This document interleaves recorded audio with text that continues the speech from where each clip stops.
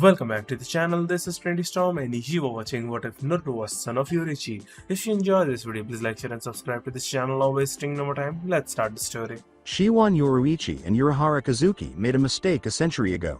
Naturally, everyone is aware of the identities of Urahara Kazuki and Shiwan Yoruichi in the Goteiju Santai. Yoruichi led the 2nd Division as its captain. In addition, she led the Onmitsukido. Her third seat, captain of the detention unit, was held by Urahara Kazuki. They had been friends since childhood, if not more. However, she was a member of the Shiwan clan, one of Seirati's 4 noble clans, and the 22nd head of that clan. It would have been illegal for them to get married. However, they were mistaken, and that error resulted from the two of them having just one drunken night together. It proceeded as follows. Shiwan Complex, Seirati, 100 years ago, 8:47 p.m. Kazuki Urahara's promotion party. Hirako Shinji, the 5th Division's captain, clapped Kazuki on the back and said, "Kazuki, congratulations, man. I knew you could do it." The two men sat in the bar. Kazuki staggered a little. Arigato, Hirako-san, but it was really all thanks to Yoruichi-san that I'm at this position today. Shinji complained.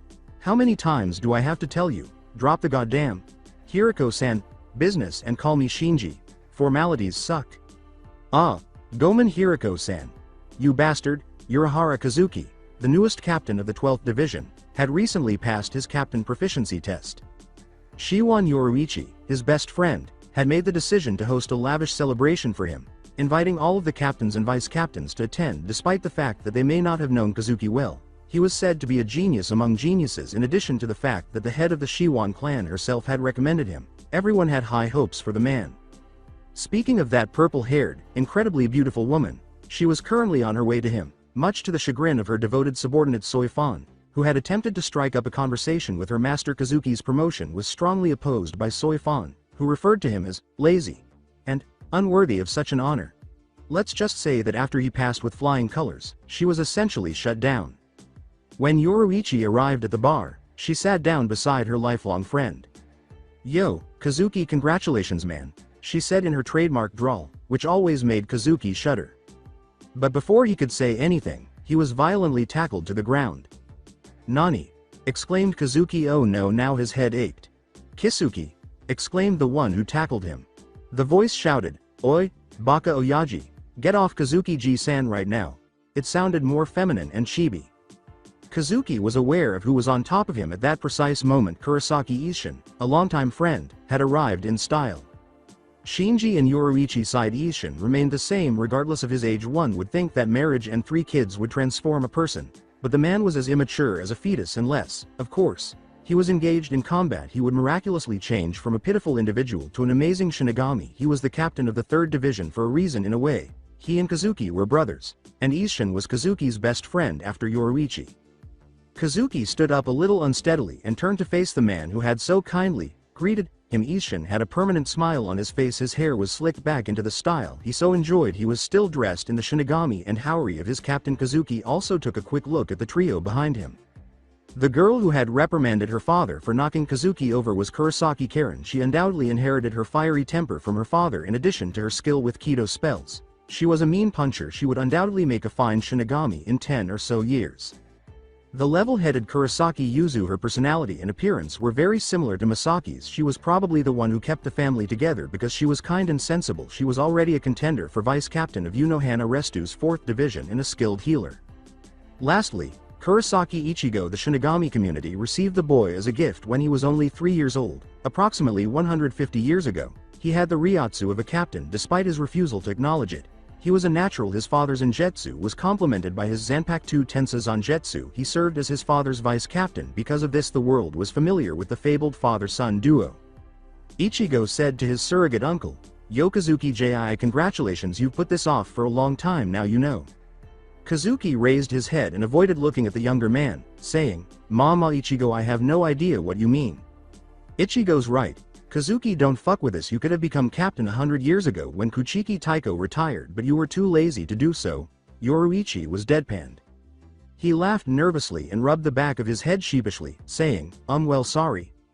Everyone let out another sigh. Well, there's no point on dwelling in the past, is there now?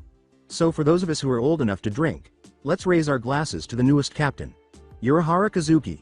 Shinji screamed. Everyone raised their glasses to the man as his voice somehow reverberated throughout the room. Kazuki's pale face was slightly flushed. What a cute little guy. The festivities came to an end 3 hours later. Meanwhile, Yoruichi's private army was cleaning the Shiwan complex. Having ninjas on hand can be useful at times, don't they? Shinji and the Kurosakis were the last to depart. This was partly due to the fact that Ichigo and Karen had to drag the two of them out after they had become inebriated and passed out on the floor. The room where the party had been held was now empty except for Yoruichi, Kazuki, and Soifan. On one knee, Soifan said, "Yoruichi-sama, what are your orders for me?" "Ah, Nani? You're still here? Just rest tonight and report to me tomorrow morning at 9. Yoruichi replied. The slur in her voice and the sway in her step were signs that the sake she had consumed had affected her. She exclaimed, "Hi," and vanished. Though he was far more sober than Yoruichi, Kazuki said as humbly as he could while intoxicated, "Yoruichi-san, I don't think I properly thanked you for this lovely evening. I really don't know how to make it up to you." His head was lowered in appreciation. "Kazuki, you know that you don't have to thank me for anything. I'm your best friend. In your mind it's what friends do for each other, you know. And also, enough with the stupid formalities. I swear, if you call me Yoruichi-san one more time, I'm gonna castrate you." Kazuki. She finished her threat with a growl, which made Kazuki cower in fear. Her anger was heightened by the fact that she was currently intoxicated. He had personally witnessed what transpired when she became irate. The burn marks on the Kuchiki manor were still visible. Kuchiki Byakuya learned from that experience to never again irritate Yoruichi. He said, Hi, sorry Yoruichi, it's an old habit." She turned away, complaining. Her voice had softened and lost some of the slur when she spoke again. "You never change. You know I've known you for 450 years now. Other than the fact that we're now equals, you're still the kid who I used to spend every waking moment with." Kazuki laughed. "Yoruichi, you're the head of the Shiwan clan. I'm just the ward that the clan took, and I don't. That classifies us as equals." She was pretty much in his face by this point. "Baka. Who cares that I'm the head of the clan? You're a captain and I'm a captain. TCH, that's what I meant by equals, moron, and you're supposed to be the genius." The dim light glinted in her golden eyes. Kazuki, despite his reluctance to acknowledge it, really enjoyed the way she looked. Kazuki's eyes were obscured by his bangs. He leaned over and gave her a gentle peck on the cheek, saying, "Thanks again, Yoruichi. I think I'll retire for the night." She blinked several times before flashing a cunning smile that was hidden from his view. Kazuki's arm was linked with Yoruichi's. He was somewhat taken aback by the action. "Come on Kazuki, don't be so shy. Our rooms are only 3 doors apart. We'll walk together like the old days. Plus you're a nice person to lean on." He most likely never had more color in his face at that remark, and it wasn't because of the sake either. She was pressing against him, and he felt uneasy about her possessions, which were extremely well endowed. They walked silently to their rooms. Yoruichi continued to grip his arm like a vice. They came to a sudden halt in front of her room. There was an awkward silence. They were at a loss for what to say to one another. Kazuki broke it at last. Kazuki said, "Good night, Yoru-chan." The last thing he wanted was for the night to end. Who would want the evening to end when a stunning woman is hanging from your arm? "That nickname, you haven't called me that since we were kids." She laughed. It reminded them of the good old days when they were just Kazuki and Yoruichi and no one was around to give them instructions. "Well, I'm sure that the elders of the clan didn't want me to call you that name when you ascended them." He laughed. She laughed. "Well, those old farts are dead now, aren't they? Most of them anyway? They were such power-hungry fools. Like when they accepted you into the clan, the reason they gave was you were the son of some guy who my father was friends with when they were younger.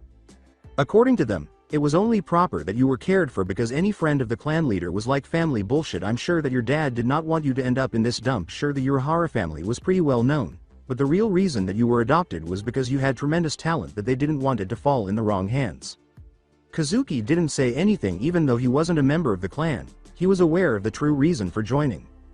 Quietly, Kazuki remarked, "Whatever their justification, I'm happy that I met you, Yoru-chan."